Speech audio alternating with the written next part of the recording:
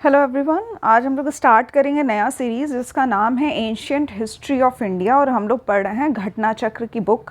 Start करते हैं with the new chapter जिसका नाम है स्टोन एज। तो यहाँ पे एक ऐसा भी पीरियड था हमारी हिस्ट्री में जिसका कोई भी डॉक्यूमेंटेड एविडेंस हमारे पास नहीं है। ठीक है, तो ऐसे जो जिसका कोई डॉक्यूमेंट नहीं है, ऐसा कोई भी पीरियड उसको कहा जाएगा प्री हिस्टोरिक पीरियड। ठीक है, तो जिसके बारे में हमें कोई साक्ष्य नहीं मिलते हैं, कोई एविडेंस नहीं है, कोई डॉक्यूमेंट्स नहीं है, कोई भी प्रूफ नहीं है, इस तरह की चीज़ें प्री हिस्टोरिक पीरियड में आएंगी। प्रोटो हिस्टोरिक पीरियड, अब यहाँ पे नेक्स्ट एक तो है हमारा प्री हिस्टोरिक पीरियड। यहाँ पे मैं एक काइंड ऑफ टाइमलाइन बना देती हूँ। तो यहाँ से जहाँ पे कोई डॉक्यूमेंट्स नहीं है वो आपका हो जाएगा प्री हिस्टोरिक पीरियड। उसके बाद आता है प्रोटो हिस्टोरिक पीरियड। ठीक है, ये बेसिकली ऐसा पीरियड होता है जहाँ पे shreds of evidence of a script which is still not deciphered.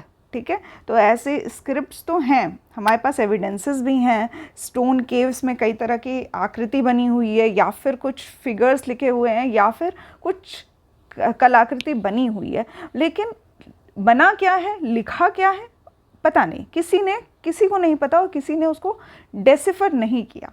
तो जो ऐसी स्क्रिप्ट्स जो प्रेजेंट तो है बट नॉट डेसिफर्ड, उनको कहा जाता है प्रोटो। ठीक है, अब ये एक टाइमलाइन आता है जहाँ पे प्रोटो हिस्टोरिक पीरियड की बात होती है। फिर उसके बाद the time after which we get a documented description, और जो कि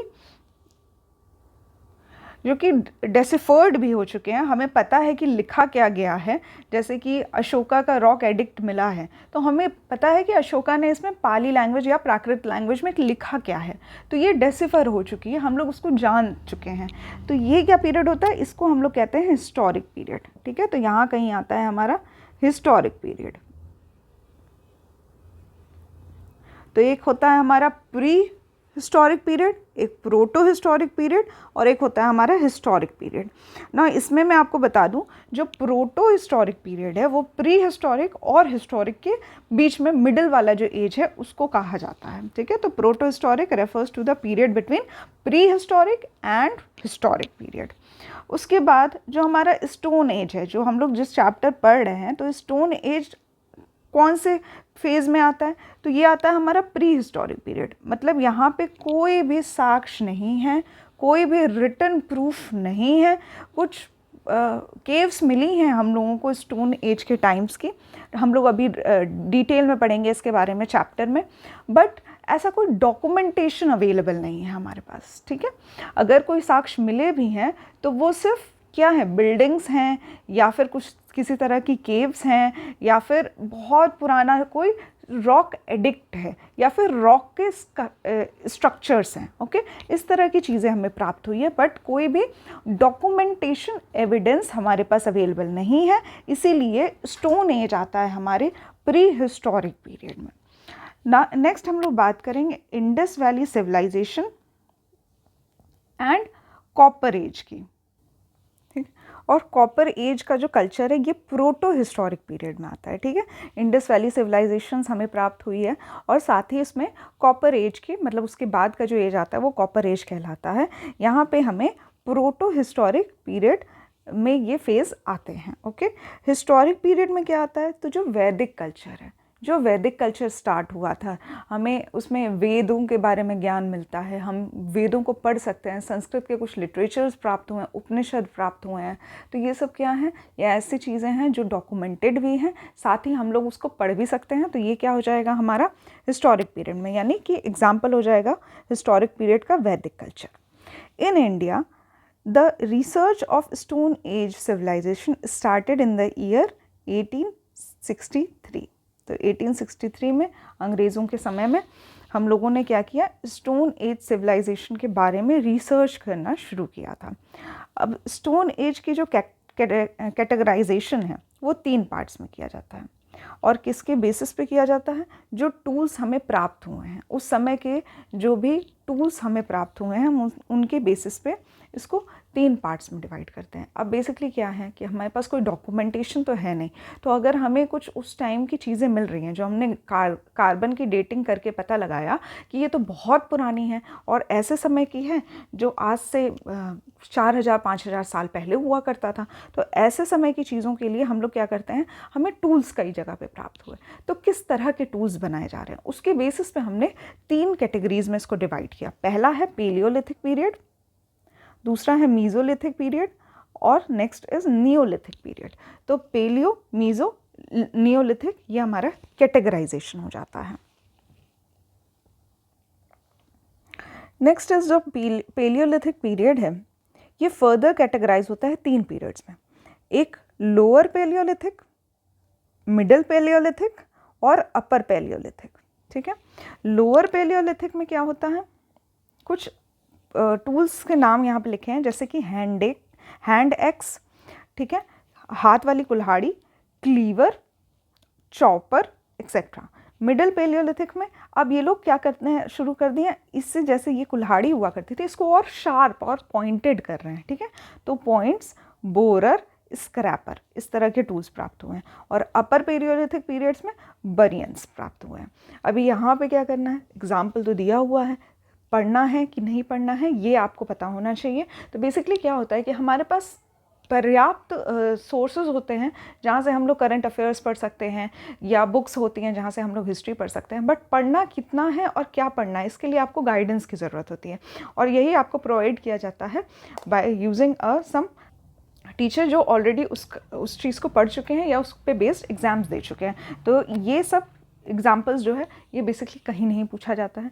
हम लोग इस पे बेस्ड क्वेश्चंस भी करेंगे, अगर क्वेश्चंस आते हैं तो हम लोग बस उस क्वेश्चन में जितना पूछा हुआ उतनी नॉलेज ही रखेंगे, उससे ज़्यादा पढ़ने की ज़रूरत नहीं है। ठीक है, तो लेटर ऑन हम लोग क्वेश्चंस में देखेंगे। यहाँ बस आपको याद ये रखना है कि जो हमारा प्री हिस्टोरिक पीरियड है वो 3 पार्ट्स में डिवाइडेड है, पेलियोलिथिक, मीज़ोलिथिक और नियोलिथिक। पेलियोलिथिक फर्दर 3 पार्ट्स में डिवाइडेड है, लोअर, मिडल और अपर पेलियोलिथिक। ठीक है, उसके बाद आता है चॉपर और chopping payable pieces of tools were at first obtained from Sohan river valley in Punjab, जो कि अभी करेंटली पाकिस्तान में है। ठीक है, तो पंजाब, पाकिस्तान वाले जो पंजाब का रीजन है वहाँ पे सोहन रिवर वैली में कुछ हमें चॉपर या चॉपिंग पेबल्स जैसे टूल्स प्राप्त हुए हैं। ठीक है, अब यहाँ पे ये इंपॉर्टेंट हो जाता है। ठीक है, तो इवन इफ आपको ये ना पता हो कि लोअर पेलियोलिथिक में ये टूल था कि नहीं था, लेकिन जिस तरह के टूल्स जो हैं और किस स्थान पे प्राप्त हुए हैं ये पर्टिकुलर चीज़ आपको याद होनी चाहिए। तो यहाँ पे ये एक याद करने का पॉइंट हो जाता है। उसके बाद एट फर्स्ट सबसे पहले जो हैंड एक्स के पीसेस थे, ठीक है, ये pieces of equipments were found in Vadamadurai और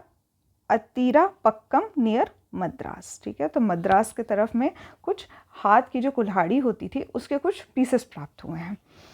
other tools of this culture are cleaver, scraper, जैसे कि मैंने ऑलरेडी बताया था। Robert Bruce Foote was a British geologist and archaeologist, तो ये एक ब्रिटिश जियोलॉजिस्ट भी थे और आर्कोलॉजिस्ट थे।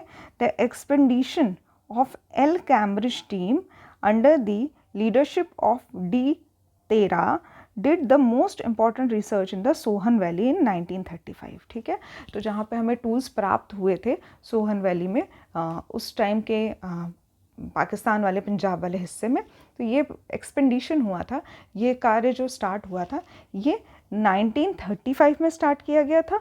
और उस टाइम पे जो ब्रिटिश जियोलॉजिस्ट और आर्कोलॉजिस्ट हुआ करते थे वो रॉबर्ट ब्रूस फुट हुआ करते थे। इम्पॉर्टेंट है, रॉबर्ट ब्रूस फुट, और इनकी एक टीम हुआ करती थी जिसका नाम था एल कैम्ब्रिज, जिसके लीडर हुआ करते थे डी टेरा। ठीक है, डी टेरा इम्पॉर्टेंट है, पूछ भी सकता है, नहीं भी पूछ सकता है। ठीक है, उसके बाद आता है बेलन वैली। बेलन वैली में कुछ रिसर्च हुए थे under the direction of GR Sharma of Allahabad university. अब यहाँ पे ये इलाहाबाद यूनिवर्सिटी स्पेसिफिकली दिया हुआ है, इसलिए मे बी ये क्वेश्चन आपसे पूछा जा सकता है स्टेट एग्जाम्स में। ठीक है, तो GR शर्मा जो है इलाहाबाद यूनिवर्सिटी के, इन्होंने भी कुछ प्री हिस्टोरिक पीरियड के बारे में डिस्कवरीज की थी बेलन वैली कहाँ पे है ये वैली, ये इंफॉर्मेशन कहीं दी नहीं है, बट ये आप याद रख सकते हैं, Belan valley. Nearly 44 archaeological sites were found in this valley which is related to lower paleolithic period. ठीक है, तो अगर आपसे कभी पूछा जाए कि लोअर पेलियोलिथिक पीरियड का एग्जाम्पल क्या हो सकता है, तो आपको पता होना चाहिए बेलन वैली हो सकता है। और 44, नियरली 44, जो कि काफ़ी हाई नंबर है, तो इतने आर्कोलॉजिकल साइट्स जो थे वो सिर्फ बेलन वैली में ही पाए गए हैं। ऑल्सो अगर यहाँ पे टूल्स देखा जाए तो टूल्स के अलावा भी कुछ बोन मेड मदर गॉडेस की स्टैचूज़ भी मिली हैं, ठीक है, जो कि लोहंड नाला रीजन ऑफ बेलन वैली से मिली हैं, और which is currently preserve at the Kaushambi museum. ठीक है, जो अभी करेंटली कौशाम्बी म्यूज़ियम में स्टैब्लिश्ड है। The life of paleolithic period was completely natural. ठीक है, इनकी लाइफ जो हुआ करती थी वो कम्प्लीटली नेचुरल हुआ करती थी। दे वर प्राइमरी डिपेंडेंट ऑन हंटिंग किया करते थे ये लोग, और दे वर अनफेमिलियर विद द फायर। तो इम्पॉर्टेंट क्वेश्चन हो जाता है, पेलियोलिथिक पीरियड के लोगों को क्या फायर की नॉलेज थी? नहीं, उन्हें कोई नॉलेज नहीं थी, और काफ़ी इनकी सिंपल लाइफ हुआ करती थी, फायर के बारे में कोई नॉलेज नहीं थी। इन्हें फार्मिंग भी नहीं पता थी, कैसे फार्मिंग की जाती है, खेत कैसे जोता जाता है, या खेत से उपज कैसे बढ़ाई जाती है, या उपज कैसे की जाती है, यही नहीं पता था। एनिमल हस्बेंड्री, जानवर पाले भी जाते हैं, जानवरों को यूज़ किया जाता है, या फिर गाय जैसे जानवर पाले जाते हैं जिनका दूध निकाला जाता है। इन सब का कोई नॉलेज नहीं था इन लोगों को। इन लोगों को नॉलेज क्या था कि हाँ, एक पत्थर होना चाहिए, कुल्हाड़ी होनी चाहिए, या फिर कुछ थोड़ा नुकीला टूल होना चाहिए जिससे हम लोग शिकार कर सकें। ठीक है, तो हंटिंग की नॉलेज इनके पास थी, और ये लोग बहुत सिंपल हुआ करते थे। We came to know about mesolithic period. अब स्टार्ट होता है मीज़ोलिथिक पीरियड, और ये डिस्कवरी की गई थी C.L. कायली के द्वारा। ठीक है, C.L. कायली के द्वारा इन्होंने डिस्कवरी की थी मीज़ोलिथिक पीरियड की। मीज़ोलिथिक पीरियड में इनको मिला था विंध्य रीजन के पास एक रॉक पेंटिंग। ठीक है, rock painting according to excavated evidence. ठीक है, जो साक्ष्य हमें प्राप्त हुए थे एक्सकेवेशन के दौरान, खुदाई के दौरान, उसमें पता चलता है कि जानवरों के साथ इनका जो पालतू जानवरों को पालने का सिस्टम था, ठीक है, डोमेस्टिकेशन करने का सिस्टम था, वो अब स्टार्ट हो गया था। तो मतलब क्या होता था कि अगर इनके पास मान लीजिए कोई हंटिंग का सामान है, ठीक है, अब ये लोग खा रहे हैं उस जानवर को खाते खाते मान लीजिए आसपास का कोई कुत्ता भी इनके साथ बैठ के खाने लग गया। अब ये रोज़ कुछ सामान लाते थे, अब कुत्ते होते हैं थोड़े से फ्रेंडली और लॉयल टाइप के, तो वो कहीं से भी घूम के आता था, इनके पास आके बैठ जाता था। तो इनको ये समझ में आ गया कि कोई जानवर आपका दोस्त भी हो सकता है, और दोस्त बनते बनते इन्होंने जानवरों को पालना शुरू कर दिया, जैसे कुत्ते पालना शुरू कर दिए, या फिर बकरी पालना शुरू कर दिया। इस तरह की चीज़ें जो एनिमल हस्बेंड्री है वो शुरू हो गई थी मीज़ोलिथिक पीरियड में। ठीक है, तो इम्पॉर्टेंट पॉइंट है, मीज़ोलिथिक पीरियड में एनिमल की डोमेस्टिकेशन जो था वो शुरू हो गया था ना। ये एविडेंस हमें पता कहाँ से चलता है? तो ये पता चलता है, evidence of domestication of animals हमें मिलता है आदमगढ़, होशंगाबाद MP में, और बागोर जो कि भिलवाड़ा राजस्थान में है। Next is a large number of implements made of stone and horns. ठीक है, तो कुछ टूल्स जो कि जो बोन्स, जो हड्डियां हुआ करती हैं या फिर सींग हुआ करते हैं जानवरों के, उनसे मिला के बनाए गए थे मीज़ोलिथिक साइट में, जैसे कि महादहा जो कि प्रतापगढ़ डिस्ट्रिक्ट में है UP में। तो महादहा। द बुक एंटाइटल्ड पुरातत्व विमर्श इज रिटन बाय डॉक्टर जय नारायण पांडे। इम्पॉर्टेंट हो जाता है, इन्होंने एक किताब लिखी है जो कि प्री हिस्टोरिक पीरियड के बारे में लिखा गया है। तो इसका नाम है पुरातत्व विमर्श, और ये लिखा गया है डॉक्टर जय नारायण पांडे के द्वारा। It describes various pointed objects and ornaments made of bones which were reported from Sarai Nahar Rai. Important है, सराई नाहर राय, दमदमा और महादहा, ये जो रीजन्स हैं ये सब मीज़ोलिथिक पीरियड के रीजन्स हैं। और यहाँ से कुछ पॉइंटेड ऑब्जेक्ट्स और जो ऑर्नामेंट्स होते हैं जो लोगों के द्वारा उस टाइम पे पहने जाते थे, बोन्स के बनाए जाते थे, इस तरह की चीज़ें जो है इन जगहों से मिली हैं। इंपॉर्टेंट है, सराई नाहर राय, दमदमा और महादहा। दमदमा जो है ये एक मीज़ोलिथिक साइट है जो कि प्रतापगढ़ डिस्ट्रिक्ट में है, यूपी में।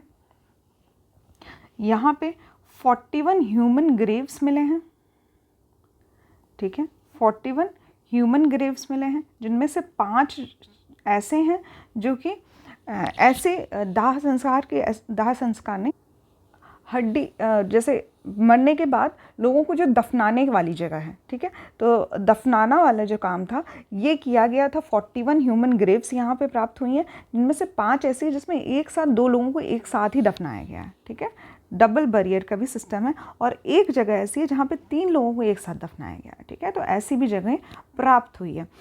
4 ह्यूमन स्केलेटन्स वाली जगह जो है वो सराय नाहर राय में प्राप्त हुई है। तो एक ही परिवार के होंगे या अलग अलग परिवार के होंगे, क्या होंगे ये नहीं पता है, लेकिन 4 लोगों को एक साथ दफनाया गया है। ऐसी जगह कहाँ? सराय नाहर राय में प्राप्त हुई है। Next is the megalithic usually refers to the burial made up of large stones in the graveyards away from the habitation areas, ठीक है, तो ये अपने जो हैबिटेशन वाला रीजन था उससे दूर जाके ये दफनाया करते थे, ये साक्ष्य प्राप्त हुआ है। साथ ही जब ये दफनाते थे तो कुछ तरह के साइन छोड़ जाते थे उस दफनाई जगहों पे, जैसे कि chamber tomb, dolmen, stone alignment, stone circle कर दिया जाता था, या फिर कुछ गड्ढा खोद के सर्कल बना दिया जाता था। इस तरह का पिट सर्कल, इस तरह के जो कुछ मेमोरियल्स हैं वो बनाए जाते थे। According to Puratattva Vimarsh by J.N. Pandey, 17 human skeletons were found from the rock shelter 1 of Lekhahia in the Vindhya region. तो ये क्वेश्चन पूछा जाता है कि सबसे ज़्यादा ह्यूमन स्केलेटन्स का एक जगह दफनाए जाने के साक्ष्य कहाँ प्राप्त होते हैं? तो ये प्राप्त होता है लेखैया में, जो कि विंध्य रीजन में है। इम्पॉर्टेंट क्वेश्चन है ये। Some of these were in relatively pristine condition, ठीक है, while others were wrapped। तो कुछ तो ऐसे ही सादे रख दिए गए थे, कुछ को रैप करके कवर करके रखा गया था, ठीक है। अब जो 17 इन्होंने दिया है, ये दिया गया है Puratattva Vimarsh by J.N. Pandey, but according to John R Lucas जो कि ओरिगोन यूनिवर्सिटी के हैं USA में, इन्होंने कहा 17 नहीं 27 ह्यूमन स्केलेटन्स एक साथ प्राप्त हुए हैं लेखैया में, ठीक है। तो 17 हो चाहे 27 हो, मैक्सिमम नंबर्स कहाँ प्राप्त हुए हैं एक साथ, तो वो हो जाएगा लेखैया में। The rock shelter of Bhimbetka, ये कहाँ है? भोपाल में है, ठीक है। UNESCO has included the shell pictures of Bhimbetka in the list of world heritage sites. तो वर्ल्ड हेरिटेज साइट्स में ये एक साइट है जो कि मीज़ोलिथिक पीरियड को बिलोंग करती है, भीमबेटका, इसको यूनेस्को की लिस्ट में शामिल किया गया है, ठीक है। यहाँ पे ह्यूमन लाइफ के होने के अर्ली साक्ष्य मिलते हैं इंडियन सबकॉन्टिनेंट में, जैसे कि यहाँ पे हाथ से बनाई गई हाथी की आकृति, या फिर सांभर की आकृति, या फिर एक हिरन की या कि डियर की आकृति जो है वो प्राप्त होती है। नेक्स्ट है नियोलिथिक एज। नियोलिथिक एज में पहली बार जो था वो ग्रेन्स के बारे में पहली बार प्रोड्यूस करना, मतलब एग्रीकल्चर जो था वो स्टार्ट हो गया था और ग्रेन्स की जो खेती है वो शुरू भी हो गई थी। It was the time when the people were introduce to agriculture, ठीक है। तो कोल्डीहवा और मेहरगढ़, ये 2 नियोलिथिक विलेजेस हैं जहाँ पे clear pieces of rice, wheats etcetera जो है वो मिला है। There are mainly 8 types of food grains consumed by modern human society, namely, ठीक है। तो यहाँ पे barley, wheat, maize, millets, sorghum, mustard, oat, rice, ये सब साक्ष्य जो हैं वो मिलते हैं वहाँ पे। अभी क्या है कि यहाँ पे कुछ मोटे अनाज प्राप्त हुए हैं, गेहूँ प्राप्त हुआ है, मक्का प्राप्त हुआ है, सरसों भी प्राप्त हुआ है, और राइस भी यानी कि चावल भी जो है वो प्राप्त हुआ है। These crops were present in the form of weed in different areas which were later grown as seed by the human beings at different places, ठीक है। तो ये सब कुछ ऐसे प्रूफ दिए हुए हैं। ये तो रही इंडिया की बातें। कुछ और भी जगह वेस्ट एशियन कंट्रीज़ में भी, नॉर्थ ईस्ट मेडिटेरेनियन सी और ईरान वगैरह में भी हमें गेहूँ के साक्ष्य प्राप्त होते हैं। फिर चाइना में भी चावल के जो साक्ष्य हैं वो प्राप्त होते हैं, मक्के के साक्ष्य प्राप्त होते हैं सेंट्रल और साउथ अमेरिका से, और सबसे पहला साक्ष्य जो है वो मैक्सिको में पाया जाता है। इसी तरह से मिलेट्स जो हैं वो चाइना में भी पाए जाते हैं, सोरगम ईस्ट अफ्रीका में पाया जाता है। इस तरह से चीज़ें दी हुई है, ठीक है। क्वेश्चंस आएगा तो हम लोग इसके बारे में पढ़ेंगे, यहाँ पे अभी पढ़ने की ज़रूरत नहीं है। Now according to the latest research, the earliest evidence of agriculture in Indian subcontinent was reported from Lahuradewa, जो कि संत कबीर नगर डिस्ट्रिक्ट में है, उत्तर प्रदेश में। तो ये इंपॉर्टेंट क्वेश्चन हो जाता है कि सबसे पहले साक्ष्य जो हैं सबसे पुराने अर्लीस्ट साक्ष्य ऑफ एग्रीकल्चर कहाँ पाया जाता है, तो लहुरा देव में पाया जाता है, जो कि संत कबीर नगर डिस्ट्रिक्ट यूपी में है। The evidence of human activities and beginning of rice cultivation at this site dated back to around 9000 to 7000 BC, ठीक है। तो 7000 से 9000 साल पहले ऐसे साक्ष्य जो कि चावल को उगाने के साक्ष्य हैं ये पाए जाते हैं। Recently before this research the earliest evidence of wheat was found at Mehrgarh, ठीक है। तो मेहरगढ़, पहले माना जाता था कि मेहरगढ़ में पहले साक्ष्य मिले हैं, लेकिन अब जब रिसेंट रिसर्च हुई है और लहुरा देव को पाया गया है कि यहाँ पे साक्ष्य मिले हैं एग्रीकल्चर के पुराने साक्ष्य, तो इसलिए अब इसको कंसीडर किया जाता है। Okay, and the earliest evidence of rice is known to be near the bank of river Belan, districts Allahabad, from where rice bran was found. ठीक है, तो राइस के भी कुछ साक्ष्य जो थे वो मिले थे। जो मेहरगढ़ है, मेहरगढ़ में कुछ कल्चरल रिमेन्स मिले हैं स्टोन एज के, जो कि हड़प्पन सिविलाइजेशंस के साक्ष्य माने जाते हैं। तो मेहरगढ़ जो कि पाकिस्तान में एक जगह है, पाकिस्तान में बलूचिस्तान के पास, वहाँ पे हड़प्पन सिविलाइजेशन से रिलेटेड भी साक्ष्य जो हैं वो प्राप्त हुए हैं।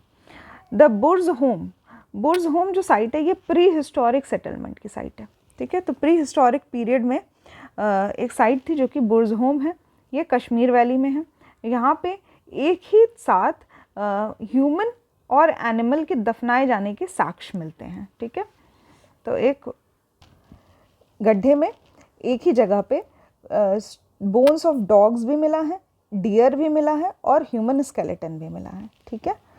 ऐसी भी कुछ जगह थी जहाँ पे सिटिंग पोजीशन पे बरियर स्पिट पाई गई है, ठीक है, with the bones of animals. तो एनिमल के साथ बैठे हुए कंडीशन में किसी व्यक्ति के जो है साक्ष्य पाए गए हैं, मरने के साक्ष्य, उनकी हड्डियों के साक्ष्य पाए गए हैं। बुर्जहोम में जो पहला एक्सकेवेशन किया गया था, ये किया गया था हेलमट डी टेरा और डॉक्टर थॉमसन पैटरसन, ठीक है। तो इन्होंने 1935 में कंबाइन तरीके से एक्सकेवेशन किया था। The people of Jorwe culture lived in large rectangular houses with wattle and daub walls and thatched roofs, ठीक है। कंसीडर नहीं करने की ज़रूरत है, कुछ खास इंपॉर्टेंट नहीं है, ठीक है। They believed in life after death and therefore buried the death inside the houses under the floor. ये इंपॉर्टेंट पॉइंट हो जाता है, ठीक है, ठीक है। तो जॉर्वी कल्चर के लोग जो हुआ करते थे ये ऐसा मानते थे कि मरने के बाद भी एक लाइफ होती है, इसलिए ये अपने ही घर में दफनाया करते थे, ठीक है। Children were buried in 2 urns that were joined mouth to mouth and set horizontal in the pits, while adults were placed in a spine position with the head towards the north and south, ठीक है। तो सिर जो था वो north की तरफ रहता था और पैर जो था वो साउथ की तरफ रहता था। इस तरह से लोगों को दफनाया जाता था, ठीक है। और जो बच्चे हुआ करते थे उनको एक साथ दफनाया जाता था एक ही जगह पे। ऐसे साइट्स जो हैं ये मिले हैं दायमाबाद में, इनाम गांव में, चंदौली में और नेवासा में। The ash mound have been found in neolithic site Sanganakallu, जो कि कर्नाटक में है, Bellary district near Mysore in Karnataka. तो यहाँ पे भी न्योलिथिक साइट्स जो हैं वो प्राप्त होती हैं। They have also been found in Piklihal and Utnur. These ash mounds are the burned relics of seasonal camps of Neolithic herdsman community, ठीक है। तो एक साथ एक जगह पे राख के जो माउंट हैं, ठीक है, एक माउंटेन जैसा ऐश का पाया गया है ऐसी जगहों पे, जैसे कि संगन कल्लू है, न्योलिथिक साइट्स है ये, पिखलीहाल है और अतनूर है, ठीक है, ऐसी जगहों पे पाया गया। सबसे पहले जो फायर का जो यूज़ किया गया था वो नियोलिथिक पीरियड में ही किया गया था। तो फायर का यूज़ जो है ये नियोलिथिक पीरियड में ही इसके साक्ष्य जो हैं वो पाए जाते हैं। नियोलिथिक पीरियड में इसके साक्ष्य जो हैं वो पाए जाते हैं फायर के। Copper was the first metal used, और कॉपर जो है ये पहला मेटल जो था वो यूज़ किया जाता है। और कॉपर एज बेसिकली आ जाती है अब। तो कॉपर एज को कहा और भी एक नाम से जाना जाता है चाल्कोलिथिक एज। तो चाल्कोलिथिक एज अगर आपसे पूछा जाए और कॉपर एज कहा जाए तो दोनों एक ही है।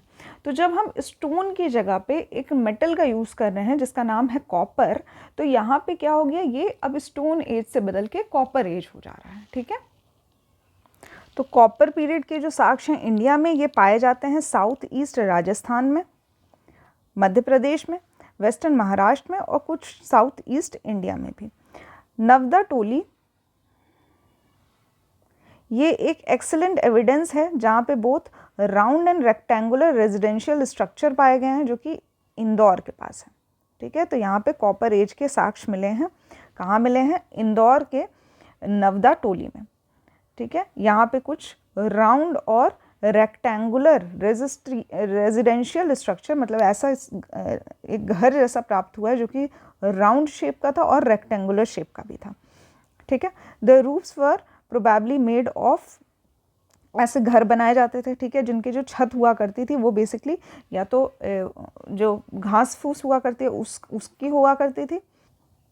ठीक है, और कुछ लकड़ी के घर भी जैसे प्राप्त हुए हैं। The open spaces between the post were provided with mud पेस्टर्ड bamboo screens. ठीक है, तो यहाँ पे लकड़ी, बैम्बू की लकड़ी या फिर कुछ और टाइप की लकड़ियों की जो साक्ष्य हैं वो मिलते हैं। The house floors are made up of silt clay and river gravels. ठीक है, तो पत्थर के या फिर जो क्ले होता है उसके, चिकनी मिट्टी जो होती है उसके साक्ष्य जो है हाउस के फ्लोर पे जो कि लाइम से कोट किए जाते थे, ऐसे साक्ष्य भी मिले हैं। ठीक है, ठीक है, ऐसे घर मिले हैं जहाँ पे 2 चूल्हा का सिस्टम था, स्टोर करने के लिए कुछ जार या फिर कुछ मिट्टी के बर्तन भी मिले हैं ना। एक इम्पॉर्टेंट फीचर होता है जिसको हम लोग कहते हैं ऑर्च कलर्ड पोट्री। ठीक है, जिसको OCP नाम से कहा जाता है। ठीक है, ये एक डिस्टिंग्विशिंग फीचर था गेरुआ रंग का ऑर्च कलर का, जो मिट्टी के बर्तन होते थे वो पाए जाते थे, या फिर जो मिट्टी के बर्तन होते थे उन पे कलर किया जाता था,